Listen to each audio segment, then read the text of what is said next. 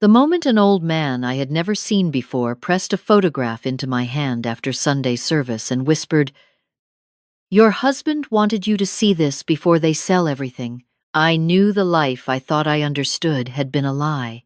The church sat on a hill overlooking the harbor, white clapboard walls and a steeple that leaned slightly east from decades of Atlantic wind. I had attended every Sunday for 38 years, first with my husband, then alone. The congregation knew me as Margaret Calloway, the retired nurse who always sat in the fourth pew and always brought lemon bars to the potluck. They smiled at me the way people smile at widows, gently, carefully, as if grief were contagious. That morning, my daughter Diana had driven up from Portland with her husband Nathan. They sat beside me during the service, Nathan in his pressed navy suit, Diana in a cream blouse that made her look more like a real estate advertisement than a woman visiting her mother. Nathan kept his hand on Diana's knee the entire time, a gesture that looked protective from the outside but felt possessive from where I sat. After the final hymn, they stepped outside to greet the pastor. I lingered in the pew, adjusting my coat, when a man lowered himself into the seat beside me. He was older than me, perhaps 80, with deep lines carved into skin weathered by salt air. His eyes were pale blue and steady. "Margaret Calloway," he said. Not a question. "Yes," I replied. He reached into the pocket of his wool jacket and placed a small photograph face down in my palm. His fingers trembled as they released it. "Your husband wanted you to see this before they sell everything," he said quietly. "Do not show it to your daughter. Do not show it to anyone in this town." I opened my mouth, but he was already standing, already moving toward the side door with a speed that contradicted his age. By the time I reached the aisle, he was gone. I turned the photograph over. It was old, slightly yellowed at the edges, taken on the deck of a fishing boat I did not recognize. My husband stood on the left, younger, maybe 50, squinting against the sun. Beside him, arm draped over his shoulder like a brother, stood Nathan, my son-in-law, the man Diana would not meet for another 6 years. I slid the photograph into my Bible and pressed it shut. My hands were ice cold. Diana appeared in the doorway. "Ready, Mom?" she called. I nodded and walked toward her, carrying the weight of something I could not yet name. The drive back to my house followed the coastal road, where the cliffs dropped sharp into gray water and the wind bent the pines into permanent arches. I sat in the back seat while Nathan drove, his eyes flicking to the rearview mirror more often than necessary. "We should talk about the house," Diana said, turning halfway around to face me. "What numbers?" I asked. "The property taxes, the insurance, the maintenance."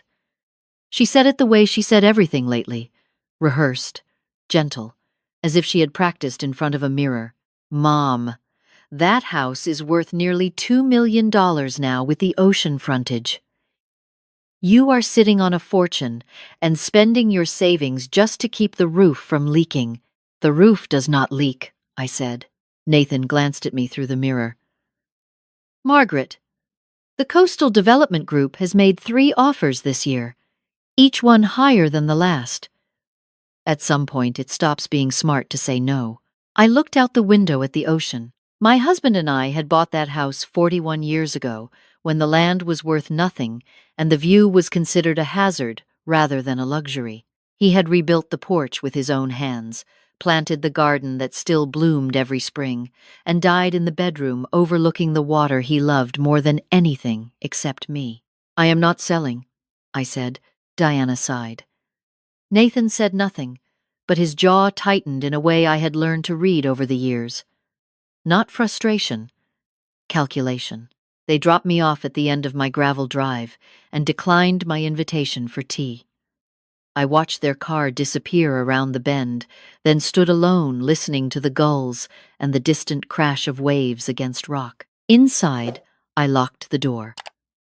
I had started locking it after my husband died, not because I feared strangers, but because the house felt too open without him in it. I sat at the kitchen table and placed the photograph under the lamp. "My husband, Nathan," On a boat together, years before Nathan supposedly entered our lives through a chance meeting at a Portland fundraiser. I stared at it until the light outside turned amber, then gray, then black. That night I could not sleep. I lay in the dark, listening to the house settle, and the ocean breathe against the cliffs below. My husband had died 14 months ago. A fall, they said. He had been walking the cliff path at dusk, the way he always did, and the ground gave way beneath him. The police called it an accident. The medical examiner confirmed it. Nathan handled the arrangements with quiet efficiency, and I buried the man I loved on a Tuesday morning while fog rolled in from the sea. I had not questioned it then. Grief does not leave room for suspicion, but now the photograph sat on my nightstand like a fuse waiting to be lit, and every memory I had of Nathan began to shift and rearrange. The next morning, I went to my husband's study.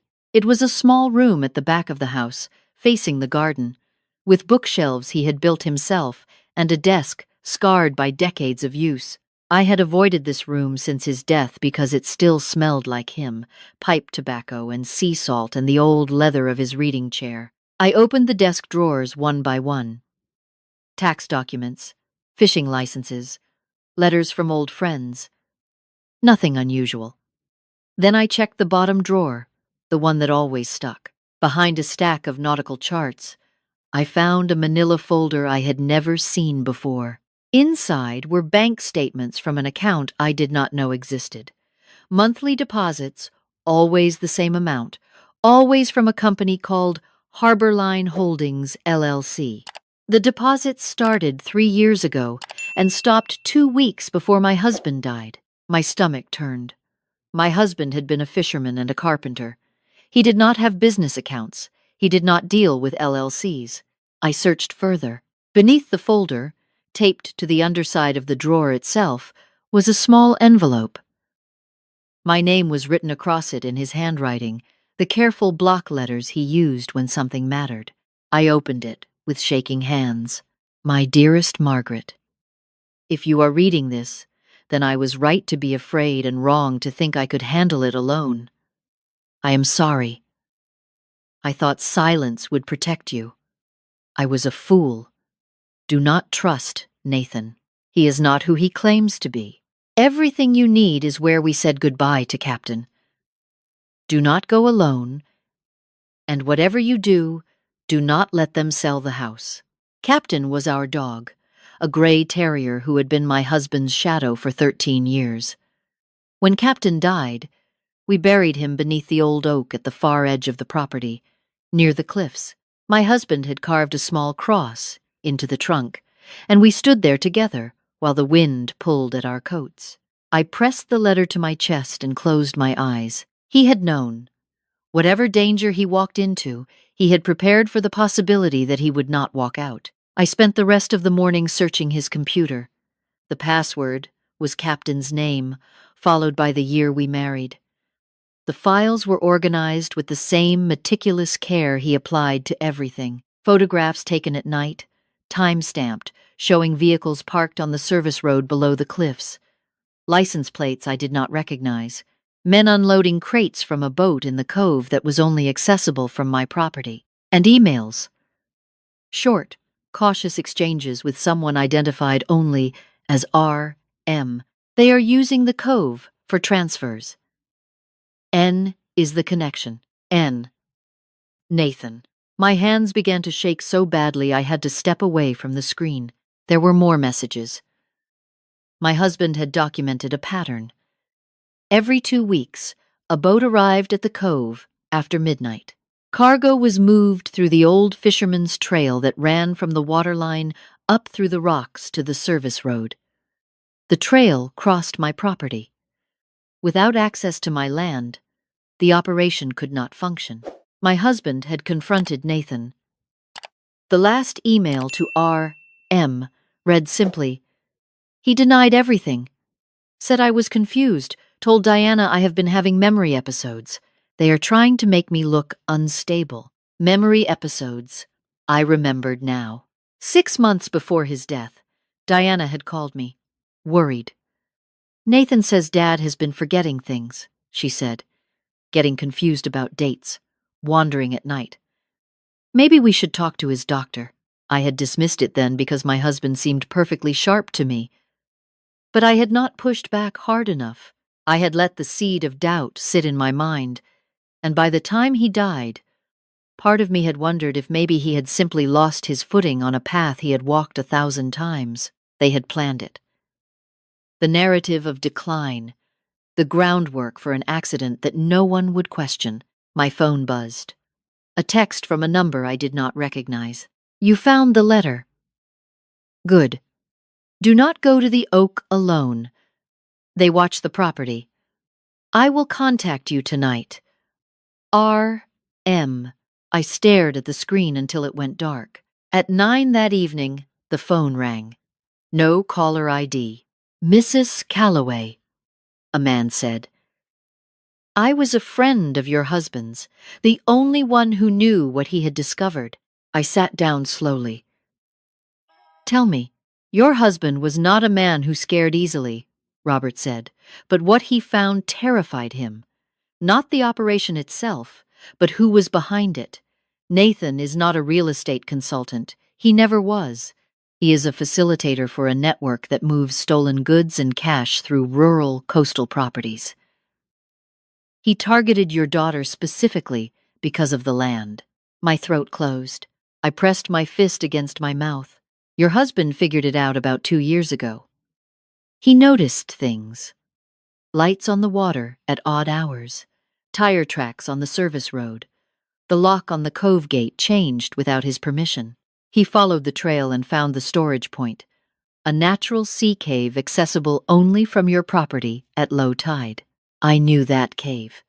My husband and I had explored it years ago, back when Diana was small. She used to pretend it was a pirate hideout. He documented everything, Robert continued. He planned to go to the FBI, but Nathan found out. That is when the memory story started. Nathan convinced Diana that your husband was declining, confused, paranoid. By the time your husband died, half the town believed he had dementia. He did not fall, I said. It was not a question. Robert was quiet for a moment. No, he did not fall. I felt something inside me break open, not violently, but completely, the way ice cracks in spring. Your husband buried his evidence near the oak tree where you buried your dog. He chose that spot because he knew Nathan would never think to look there. It is protected, hidden, and it matters only to you and him. What do I do now? I asked. You wait. We have people in place, but we need the physical evidence to move forward. I will send someone to help you retrieve it. Do not go alone. Do not tell Diana, and do not answer the door tonight. He hung up. I sat in the dark kitchen, listening to the wind howl off the ocean, feeling the floor beneath my feet, as if for the first time. This house, this land, this life I had built, all of it had been targeted, calculated, invaded by a man who had married my daughter to steal what my husband had spent a lifetime protecting. The knock came just after 11. 3 sharp raps, then silence, then 3 more. Mom. I did not move. Mom, please. Nathan says you have been acting strange. He is worried. We both are. A second voice. Margaret, this is Officer Harding. Your daughter filed a welfare check. We need to see that you are okay. I stood in the hallway, back pressed against the wall, heart hammering. She is not answering, Nathan said from somewhere near the porch. I told you. She has been getting worse, forgetting things, talking to herself. Last week, she accused me of something completely irrational. The officer spoke again. Mrs. Calloway, if you do not open the door, we may need to enter for your safety. I moved to the side window and looked out. Nathan's SUV sat in the driveway beside the patrol car. Diana stood on the porch, arms wrapped around herself. Nathan stood slightly behind the officer, his posture calm, his face arranged into an expression of concern so perfect It made my skin crawl. I opened the door just wide enough to speak. "I am fine. I would like you to leave." Diana stepped forward. "Mom, you do not look fine. You look exhausted. When did you last eat?" "I eat every day, Diana. I sleep every night." "I am not confused, and I am not declining." Nathan leaned in. "Margaret, no one is saying that. We are just worried. This house is isolated. You are alone. If something happened out here—" "Nothing is going to happen," I said. The officer cleared his throat. "Ma'am, would you be willing to speak with a doctor? Just a quick evaluation to put everyone's mind at ease." There it was. The same playbook they had used on my husband. Concern as a weapon. Love as a cage. "I am declining," I said firmly. "I know my rights." Nathan's expression flickered, just for a second, a flash of something cold beneath the mask. Then it was gone. They left eventually. Diana crying. Nathan guiding her to the car with his hand on her back, whispering words I could not hear. The officer lingered, told me to call if I needed anything, then drove away. I locked every door and window, then sat in the dark until my breathing steadied. The next morning, I did what my husband asked me not to do. I went to the oak tree alone. "I know," he said to wait. "I know Robert told me not to go without help." But I had spent 14 months trusting other people's versions of reality, and I was done waiting. The oak stood at the edge of the property where the land sloped down toward the cliffs. Captain's grave was marked by a flat stone my husband had carried from the beach. The morning was cold, the grass stiff with frost, the sky a pale shell of white. I brought a garden spade and knelt beside the stone. The ground was harder than I expected. My knees ached, my fingers went numb. But I dug steadily, carefully, the way my husband would have, until the spade struck something solid about 18 inches down. A waterproof case, military grade, sealed with a combination lock. I knew the combination before I even looked at it. Our wedding date. Inside were 3 USB drives, labeled in my husband's handwriting, a small notebook filled with dates, times, license plate numbers, and names I did not recognize, and a sealed letter addressed to the Federal Bureau of Investigation. I sat back on my heels, clutching the case, and wept. From the overwhelming recognition that my husband had spent the last year of his life building this, piece by piece, alone, knowing it might cost him everything, knowing I might be the one who had to finish it. A branch cracked behind me. I spun around. Nathan stood at the edge of the trees, 20 feet away. His suit was gone. He wore a dark jacket and work boots, and his face held no warmth, no pretense, nothing but the raw calculation I had always sensed beneath the surface. "I was hoping you would not find that," he said. I stood slowly, pressing the case against my chest. "You killed him." Nathan tilted his head. "That is a strong word, Margaret." "He did not fall." Nathan took a step closer. "Your husband was a stubborn man. He could not leave things alone. I gave him every chance to walk away. He refused." My legs shook, but I did not move. "You married my daughter to get to this land."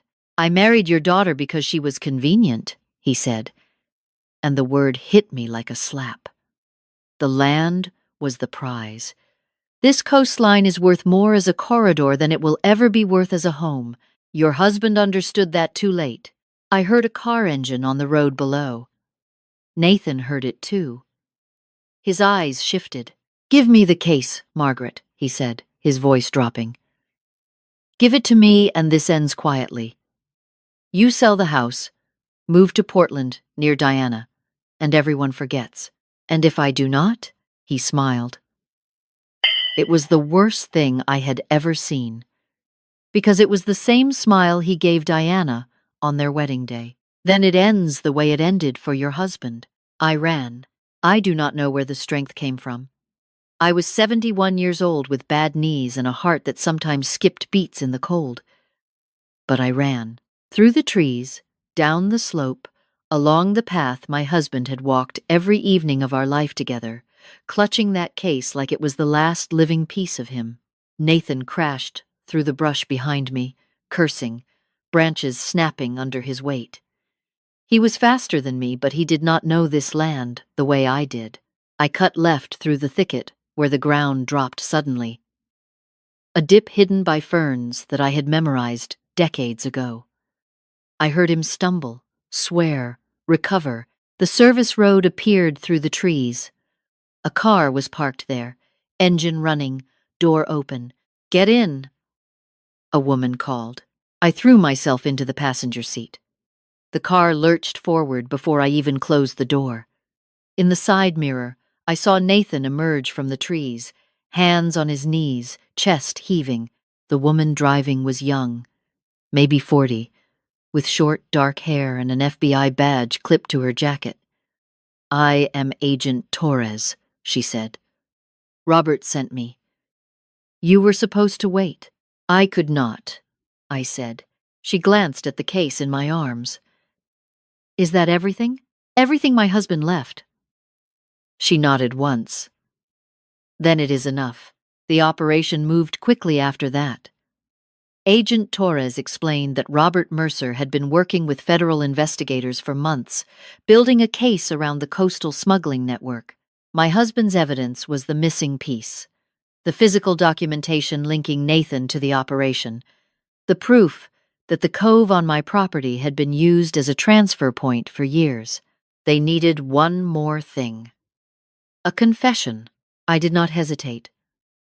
I went home that evening and sent Diana a message. "Come tomorrow. Bring Nathan. I am ready to talk about selling the house." They arrived the next afternoon. Diana looked relieved. Nathan looked cautious, but satisfied, the expression of a man who believed he had finally won. I led them into the kitchen. Tea was already on the table. The house was quiet, except for the wind and the distant ocean. "I have been thinking," I said. "Maybe you are right. This place is too much for me alone." Nathan leaned back in his chair. "That is all we have been trying to say, Margaret." Diana reached for my hand. "Mom, this is the right decision." I looked at my daughter, my only child, and felt my heart crack along a fault line I did not know existed. "Nathan," I said evenly, "tell me about Harborline Holdings." The room went still. Nathan's expression did not change, but something behind his eyes shifted, like a door slamming shut. "I do not know what that is," he said. "It is the company that paid my husband monthly deposits for 3 years," I said. "The same company linked to the boats that come to my cove every 2 weeks after midnight. The same company my husband wrote about in the files he buried under the oak tree." Diana pulled her hand away. "Mom, what are you talking about?" Nathan stood up. "Margaret, you are confused. This is exactly what we have been worried about." "I am not confused," I said. "I have never been confused. And neither was my husband." Nathan's face hardened. He stepped toward me. "Whatever you think you found, it does not matter. No one is going to believe a grieving old woman over." The front door opened. Agent Torres walked in first, followed by 4 agents in tactical vests. Behind them, Robert Mercer, the old man from the church, stood in the doorway with the quiet authority of a man who had waited a very long time for this moment. "Nathan Calloway," Torres said, "you are under arrest." Diana screamed. Nathan lunged for the back door, but 2 agents caught him before he reached it. They forced him to the floor, cuffed his wrists, and read him his rights while he cursed and thrashed against the linoleum. Diana collapsed into a chair, sobbing. I knelt beside her and took her face in my hands. "I did what your father could not finish. Nathan is not who you think he is. He never was." She stared at me, eyes wide, mouth open, and I watched the truth enter her the way cold water enters a cracked vessel, slowly, painfully, completely. They led Nathan out in handcuffs. He did not look at Diana. He did not look at me. He stared straight ahead with the expression of a man who had always known this day would come and had simply run out of road. The weeks that followed were the hardest of my life, not because of the investigation, but because of Diana. She moved back into her childhood bedroom and did not speak for 3 days. When she finally did, it was to ask me a single question. Did he ever love me? I could not answer that. I held her instead, the way I had when she was small, and let the silence hold what words could not. The federal case expanded. Nathan's network stretched across 4 states. The cove on my property had been one of 7 coastal transfer points. My husband's documentation, meticulous and thorough, became the foundation of the prosecution. The USB drives contained photographs, financial records, GPS coordinates, and a detailed timeline that connected Nathan to the operation long before he ever met my daughter. Officer Harding resigned before the investigation reached him. 2 local officials were indicted. The boats stopped coming. In the spring, I walked the cliff path for the first time since my husband died. The ground was solid beneath my feet. The ocean stretched out blue and endless, the way it had the first morning we woke up in this house together, 41 years ago, when he turned to me and said, "This is where we will grow old." I stood at the edge and spoke to him the way I sometimes did when no one was around. "I finished it," I said. "The way you asked me to." The wind carried my words out over the water, and for a moment I believed he heard them. Diana stayed through the summer. We planted the garden together, the one he had started and I had let go wild after his death. We did not talk about Nathan often, but when we did, it was with honesty rather than anger. She was healing slowly, the way bones heal, invisibly, painfully, and stronger than before. One evening she found me sitting in his study, reading his last letter for what must have been the 100th time. "He really loved you," she said from the doorway. "He loved us both," I said. "That is why he fought." She sat down beside me and leaned her head against my shoulder, and we stayed like that until the light faded and the first stars appeared above the ocean. I am 71 years old. I live alone in a house on a cliff in Maine. My husband is gone, but what he built, what he protected, what he entrusted to me in the end, remains. The most dangerous lie is not the one told by strangers. It is the one that wears a familiar face, speaks in a loving voice, and waits patiently for you to stop paying attention. Trust is earned slowly and destroyed in an instant, but truth, once uncovered, cannot be buried again. And strength does not belong to the young. Sometimes it waits quietly inside a woman who has been underestimated her entire life until the moment it is needed most.